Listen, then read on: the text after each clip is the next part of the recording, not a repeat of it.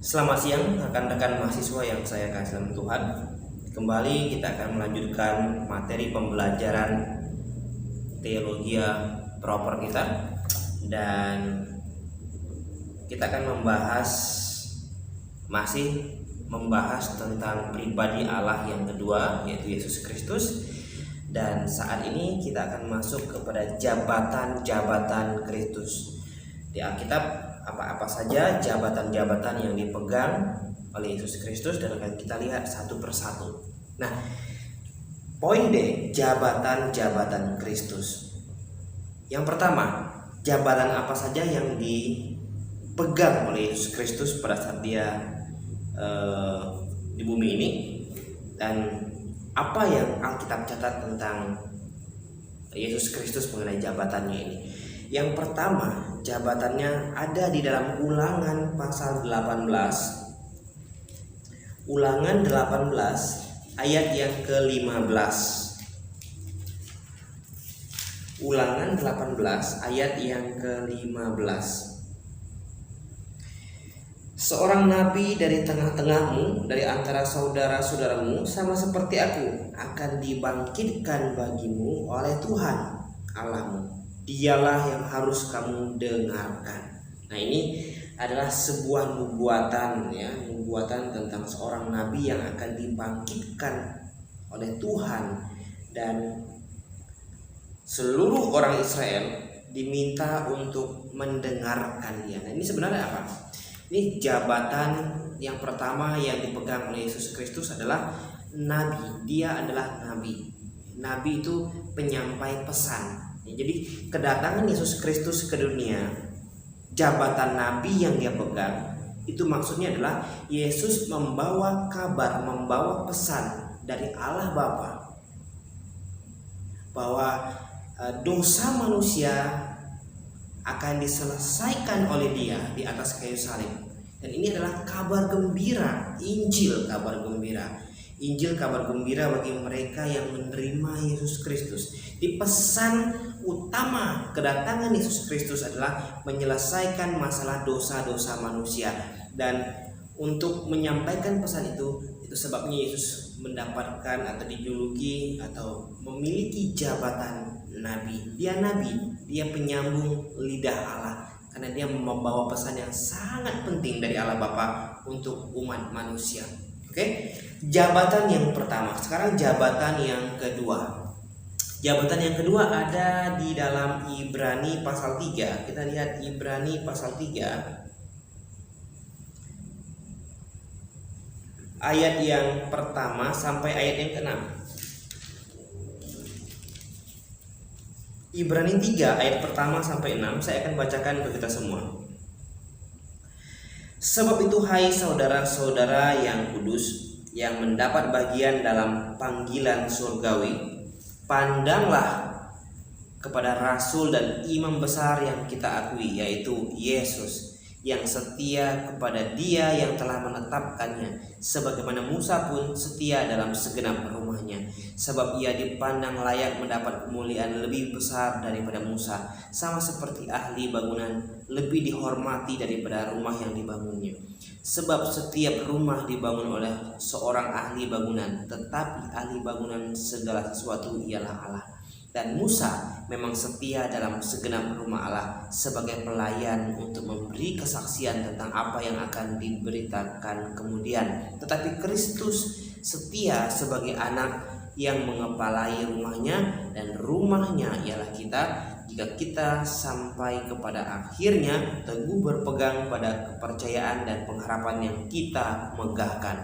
Jadi yang kedua, jabatan yang dimiliki oleh Yesus Kristus yang kedua adalah imam. Imam ini apa? Fungsi imam ini adalah perantara, menjadi perantara. Jadi kedatangan Yesus Kristus ini menjadi perantara, mediator antara manusia dengan Allah. Kenapa? Karena manusia adalah berdosa. Dosa sekecil apapun tidak bisa menghampiri Allah yang Maha Suci. Oleh sebab itu dibutuhkan mediator, perantara. Dan Yesus Kristus sebagai imam besar menjadi perantara antara manusia dengan Allah. Kita buka di dalam 1 Yohanes pasal 2 ayat 2 ya. Dan ia adalah pendamaian untuk segala dosa kita, dan bukan untuk dosa kita saja tetapi juga untuk dosa seluruh dunia. Jadi selain dia menjadi perantara, dia juga adalah pendamai antara Allah Bapa dan manusia. Ketika manusia jatuh dalam dosa, ketika manusia berbuat dosa, maka manusia memiliki hubungan yang tidak baik dengan Allah Bapa. Hubungan apa yang membuat manusia terputus dengan Bapa? Dosa. Dosa ini adalah pemisah antara manusia dengan Allah. Tetapi dengan datangnya Yesus Kristus ke dunia ini, memakai jabatan, memegang jabatan imam, sekaligus menjadi perantara antara Allah Bapa dan manusia. Oke, jadi coba kita lihat kembali jabatan Allah yang ketiga. Yang pertama tadi nabi, yang kedua imam. Sekarang yang ketiga, apa jabatan yang dipegang oleh Yesus Kristus? Kita lihat Wahyu pasal 19 ayat yang ke-16. Wahyu 19 ayat yang ke-16. Dan pada jubahnya dan pahanya tertulis suatu nama, yaitu Raja segala raja dan Tuhan di atas segala Tuhan. Nah, untuk memahami ini kita masih melihat ayat 11 ya, ayat 12 dan seterusnya. Dan ini sebenarnya sedang berbicara mengenai Yesus Kristus. Ya, sedang menitik fokuskan kepada Yesus Kristus. Dan di ayat yang ke-16 dikatakan bahwa dia adalah raja dari segala raja ya. Jadi ada 3 jabatan yang dipegang oleh Yesus Kristus. Yang pertama nabi, sebagai penyampai pesan dari Allah. Yang kedua dia imam, sebagai perantara antara Allah Bapa dan manusia. Dan yang ketiga dia raja. Dia memiliki kekuasaan kekuasaan penuh atas manusia, atas bumi dan atas surga. Oke, jadi ini jabatan yang dipegang, yang dimiliki oleh Yesus Kristus. Nah, selain kita melihat jabatan-jabatan Kristus, kita akan lihat poin yang yaitu ketidakcerlaan Kristus. Yesus ketika datang ke dunia, dia memang menggunakan tubuh manusiawi, tubuh jasmani. Tetapi apa bedanya tubuh manusiawi Yesus dengan tubuh manusiawi kita? Tubuh manusiawi kita adalah tubuh yang penuh dengan kecelaan, ya. Karena kita berada tidak mampu lepas dari yang namanya dosa. Ya. Tetapi bagaimana dengan Yesus Kristus? Kita akan lihat yang pertama mengenai ketidakcerlaan Yesus Kristus. Kita buka di dalam 2 Korintus pasal 5. 2 Korintus pasal 5 ayat yang ke-21. 2 Korintus pasal 5 ayat 21. 2 Korintus 5 ayat yang ke-21.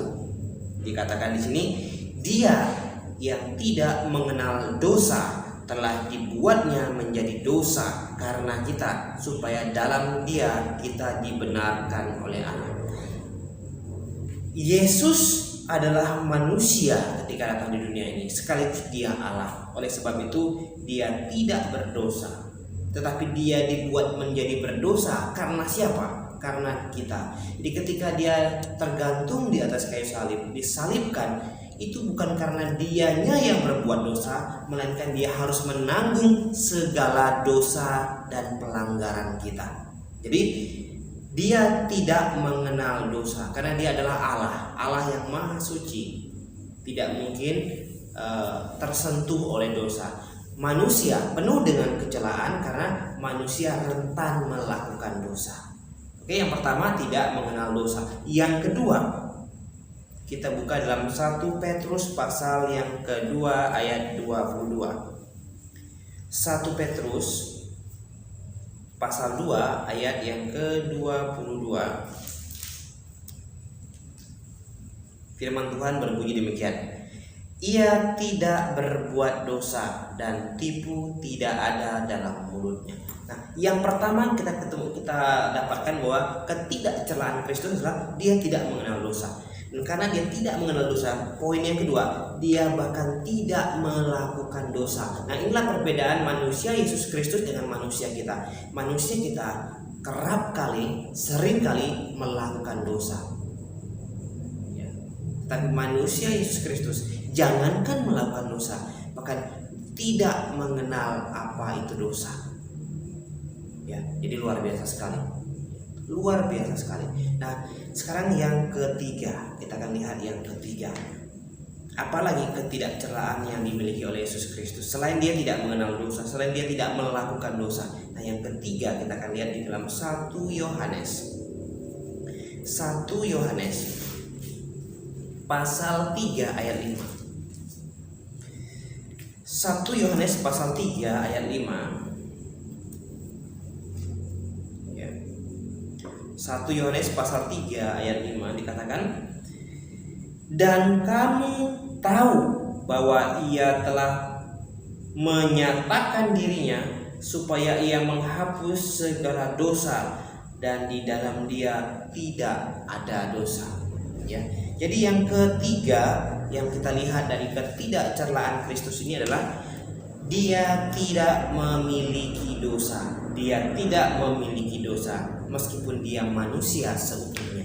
Karena dia manusia yang benar-benar tidak mengenal dosa, tidak melakukan dosa, bahkan tidak memiliki dosa. Memang Yesus Kristus takluk atas semua sifat-sifat manusia.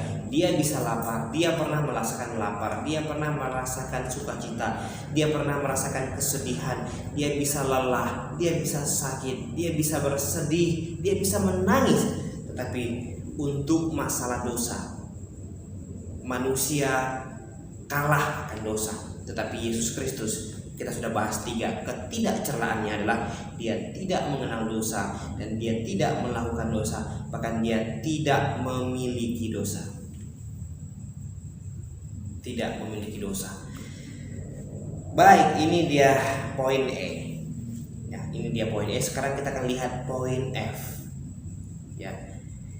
Pekerjaan Kristus. Nah, kita perlu tahu pekerjaan Kristus. Apa kata Alkitab mengenai pekerjaan Kristus ini?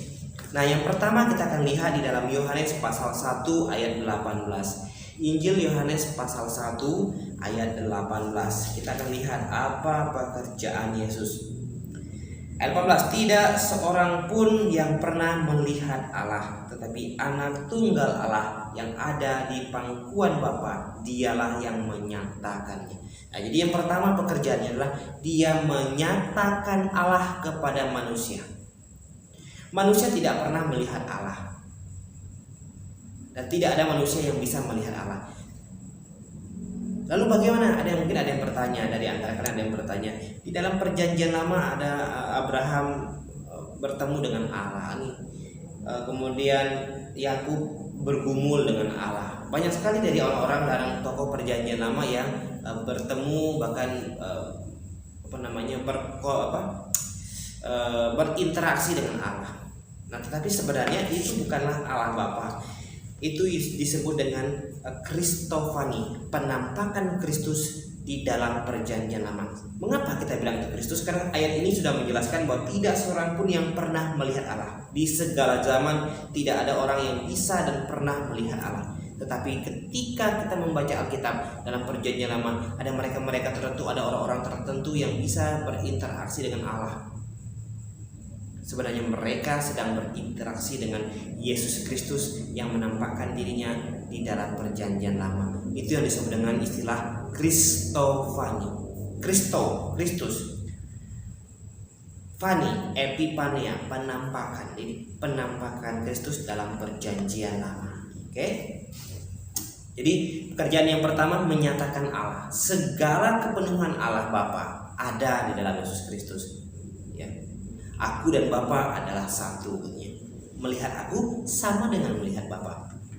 Oke. Yang kedua, pekerjaan Yesus yang kedua adalah 1 Yohanes. Kita lihat di dalam 1 Yohanes pasal 3 ayat 8. 1 Yohanes pasal 3 ayat 8 dikatakan, barang siapa yang tetap berbuat dosa berasal dari iblis, saya ulangi, barang siapa yang tetap berbuat dosa berasal dari iblis, sebab iblis berbuat dosa dari mulanya. Untuk inilah anak Allah menyatakan dirinya, yaitu supaya ia membinasakan perbuatan-perbuatan iblis itu. Jadi pekerjaan Yesus yang kedua adalah menghancurkan pekerjaan iblis. Kapan pekerjaan iblis dihancurkan oleh Yesus Kristus? Pada saat dia tergantung di atas kayu salib. Oke, begini. Ketika Adam dan Hawa jatuh ke dalam dosa, maka keturunan selanjutnya akan memiliki posisi orang berdosa. Anda boleh baca nanti di dalam Roma pasal 5 ayat 18 dan ayat 19. Ya, karena satu orang, ya, ketidaktaatan satu orang, maka semua orang berada dalam. Oke, kita kalau ini baik, coba kita buka lebih jelasnya ya, supaya kita tidak salah ayat. Roma pasal 5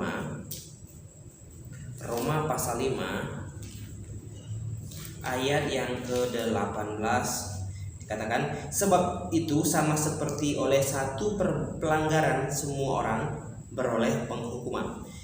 Karena satu pelanggaran Adam dan Hawa, maka seluruh keturunannya berada dalam pelanggaran. Ini hal yang sangat berbahaya. Kenapa? Karena ini akan mengakibatkan semua keturunan Adam dan Hawa akan masuk ke dalam neraka. Karena upah dosa ialah maut. Tidak harus menjadi seorang pembunuh besar, penjahat besar untuk menjadikan kita berdosa. Cukup melakukan hal kecil saja yang tidak berkenan di hadapan Allah sudah dihitung dosa, dan itu tidak bisa ditoleransi oleh Allah. Ya. Oleh pelanggaran satu orang, semua orang beroleh penghukuman. Demikian pula oleh satu perbuatan kebenaran, semua orang beroleh pembenaran untuk hidup. Siapa itu? Yesus Kristus. Kapan dia melakukan itu? Pada saat dia berada di atas kayu salib. Ya. Dia menghancurkan pekerjaan iblis. Perkataan 7 perkataan Yesus, nomor 2 terakhir dia berkata, sudah selesai. Apanya yang sudah selesai? Posisi dosa, posisi orang berdosa yang diakibatkan oleh Adam dan Hawa, yang membuat seluruh keturunannya berada dalam posisi orang berdosa, memiliki posisi orang berdosa, itu sudah Yesus selesaikan di atas kayu salib. Oleh sebab itu, sejak saat itu, anak kecil, anak siapapun dia, anak penjahat siapapun dia, barang siapa dia, kalau dia meninggal sebelum akil balik atau dia meninggal saat dalam kandungan, dia sudah pasti ke surga. Karena posisi orang berdosa yang dimiliki oleh bayi tersebut sudah ditebus oleh Yesus Kristus. Atau gini, seorang anak yang lahir tetapi belum sampai pada masa akil balik lalu dia dipanggil Tuhan, kemana dia pergi? Dia anak preman, dia anak penjahat, dia anak narapidana, dia anak teroris misalnya. Kemana dia pergi? Kalau dia meninggal sebelum pada masa akil baliknya, sebelum dia bisa membedakan mana yang benar, mana yang salah, mana dosa, mana yang tidak dosa, maka dia kalau mati saat itu akan langsung bersama dengan Tuhan di surga. Kenapa? Karena posisi orang berdosa yang dipegang, yang dimiliki dia saat itu sudah selesai dibereskan oleh Tuhan Yesus di atas kayu salib. Begitu juga misalnya ada orang yang lahir dengan keterbelakangan mental, tidak bisa berpikir, tidak bisa membedakan mana yang salah, mana yang tidak. Kemudian beranjak dewasa, dia tidak bisa melihat, membedakan mana yang salah, mana yang benar, karena memang lahir dengan keterbelakangan mental. Lalu suatu hari dia meninggal, dia pun akan langsung ke surga. Lalu bagaimana dengan kita yang lahir kemudian mengalami proses akil balik, bertumbuh? Sebenarnya seluruh manusia, posisi orang berdosa yang dipegang, yang disebabkan oleh Adam dan Hawa, ini sudah selesai di atas kayu salib oleh pengorbanan Yesus Kristus. Lalu kita, kemudian ada orang yang percaya, kita percaya dan tidak langsung dipanggil oleh Tuhan ke surga, masih hidup dan terus bertambah besar, berkeluarga, hidup melakukan dosa. Maka dosa yang kita lakukan setelah kita bertobat itu perlu dosa yang kita lakukan setelah kita akil balik itu perlu dipertanggungjawabkan lewat yang namanya bertobat dan percaya. Nah, bertobat dan percaya untuk apa? Untuk supaya kita memiliki posisi orang kudus. Ketika Yesus ada di atas kayu salib, posisi orang berdosa yang dimiliki oleh manusia diambil dia dibuat menjadi orang berdosa, bukan karena dia tapi karena kita, katanya. Dan posisi dia orang kudus diberikan kepada kita yang percaya. Oke, jadi pekerjaan yang kedua adalah menghancurkan pekerjaan iblis. Oke, yang ketiga, apa pekerjaan Kristus yang ketiga? Kita lihat dalam Ibrani pasal 2 ayat yang ke-16 dan 17.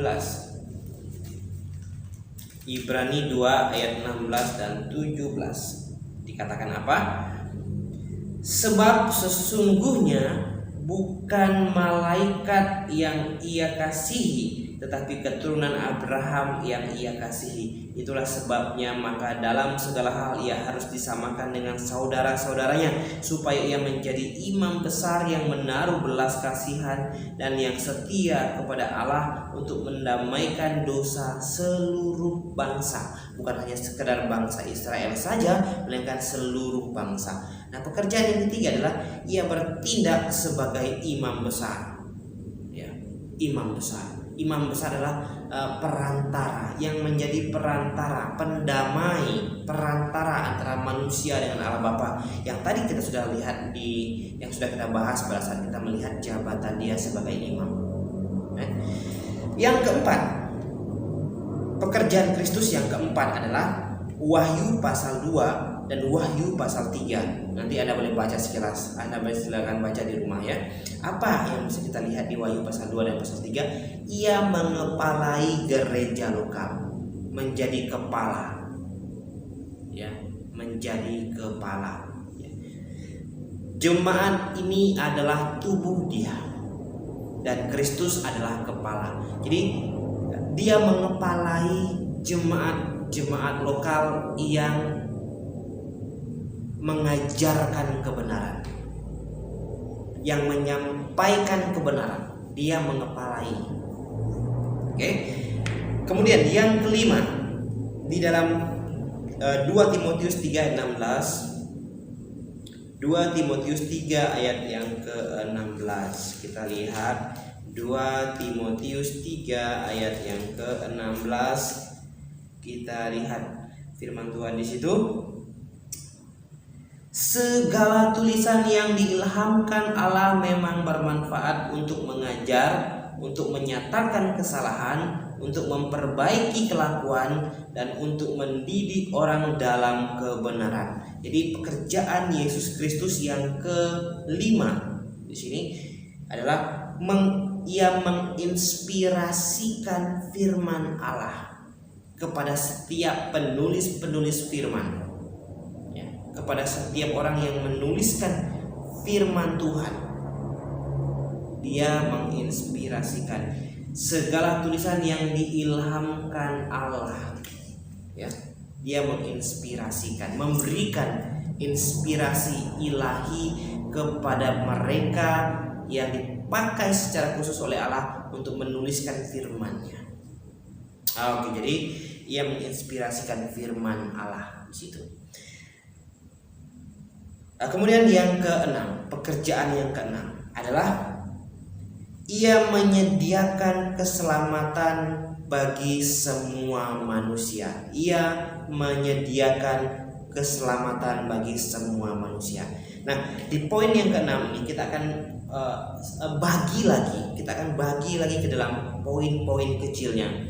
Yang pertama yang kita bisa lihat bahwa di balik poin ia menyediakan keselamatan bagi semua manusia, bahwa bagaimana metode keselamatan yang diberikan, yang dilakukan, yang ditawarkan oleh Yesus Kristus. Apa metodenya? Ya, Ibrani pasal 9. Ibrani pasal 9. Ya. Ibrani pasal 9 ayat 22. Oke, Ibrani pasal 9 ayat yang ke-22. Apa firman Tuhan berbunyi di situ? Dan hampir segala sesuatu disucikan menurut hukum Taurat dengan darah, dan tanpa penumpahan darah tidak ada pengampunan. Jadi, mengapa Yesus Kristus harus datang ke dunia ini? Mengapa dia harus mati di atas kayu salib? Firman Tuhan di sini sudah jelas, karena tanpa penumpahan darah tidak ada pengampunan. Jadi, apa yang membedakan kekristenan dengan banyak kepercayaan, banyak agama di dunia ini ialah bagaimana cara dosa itu diselesaikan. Banyak kepercayaan, banyak yang lain mengajarkan bahwa dosa selesai kalau melakukan perbuatan baik, rajin beribadah, ya, rajin melayani. Kemudian intinya banyak melakukan kebaikan-kebaikan yang pada intinya ini menjurus kepada usaha manusia. Tetapi kekristenan yang alkitabiah bahwa dosa itu selesai kalau dosa itu dijatuhi hukuman. Nah, manusia Yesus Kristus adalah manusia yang dijatuhi hukuman. Dia harus mati karena tanpa dia disalibkan maka tidak pernah manusia akan diselamatkan. Oleh sebab itu, kalau ada yang berkata bahwa Yesus tidak benar-benar mati melainkan digantikan oleh seseorang, maka saya katakan hari ini iman kita semuanya hancur. Berarti Yesus tidak benar-benar mati, Yesus tidak benar-benar tersalibkan, tetapi kita percaya Alkitab mencatat bahwa dia benar-benar tersalibkan dan banyak sekali saksinya. Bahkan dia bangkit pada hari ketiga dan disaksikan juga banyak sekali ketika dia naik ke surga, pun disaksikan oleh lebih dari 2 saksi. Sehingga ini menguatkan dan membuat setiap mereka, para saksi mata, para rasul hari itu, mereka rela mempertaruhkan nyawanya untuk sebuah kesaksian yang benar ini. Oke, jadi metode yang pertama dengan darah. Tanpa pengampunan, tanpa penumpahan darah tidak ada pengampunan. Oke, kita percaya bahwa dosa selesai kalau dosa itu dijatuhi hukuman. Tidak ada orang berdosa, orang buat salah lalu disuruh buat jembatan, berbuat baik, menyumbang panti asuhan. Tidak ada. Di mana-mana, di semua negara memakai prinsip ini. Semua kesalahan, kalau mau kesalahan itu selesai, maka kesalahan itu harus dijatuhi hukuman. Oke.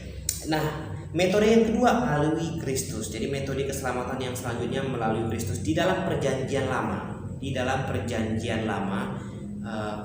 orang-orang perjanjian lama kalau mereka mau diselamatkan, maka mereka harus melakukan yang namanya menyembelih domba korban sambil mengaku dosanya. Domba itu disembelih. Sebenarnya bukan domba itu yang menyelesaikan dosa, melainkan iman mereka yang percaya bahwa nanti akan datang Sang Juru Selamat yang akan menebus dosa mereka, yaitu Yesus Kristus. Dan sebelum Yesus Kristus datang, mereka diminta untuk menyembelih domba, ya, darah. Nah, yang kedua tadi melalui Yesus Kristus. Ketika Sang Domba Allah itu datang, Yohanes 1:29, maka Yesus Kristuslah yang menyelesaikan segala dosa-dosa manusia dengan jalan mati di atas kayu salib. Dengan jalan mati di atas kayu salib. Nah, yang ketiga, bagaimana metode keselamatan yang ketiga? Yaitu melalui kasih karunia. Efesus 2 ayat 8-9. Tidak ada seorang pun yang bisa masuk ke surga dengan mengandalkan kekuatan perbuatan baik usaha manusia. Tidak ada seorang pun. tetapi kasih karunia Allah lah yang membuat manusia bisa memiliki keselamatan, bisa punya kepastian masuk surga. Artinya ini keselamatan itu kasih karunia, ya. Itu kasih karunia itu sama dengan pemberian hadiah secara cuma-cuma. You mau terima silakan, mau terima puji Tuhan, tidak terima pun silakan. Jadi itu pemberian cuma-cuma. Anda hanya kita diminta untuk percaya saja. Ya, percaya itu bukan usaha, itu sikap hati kita. Jadi keselamatan bukan hasil usaha manusia, dan tidak ada satu orang pun manusia di dunia ini yang mampu menyelamatkan dirinya. Oke. Jadi saya pikir pembahasan kita berhenti, kita cukupkan sampai di sini, sampai bagaimana metode keselamatan yang dilakukan oleh Yesus Kristus. Ya, minggu depan kita akan melanjutkan kembali. Baik, rekan-rekan mahasiswa yang saya kasihi, selamat siang, salam Maranatha.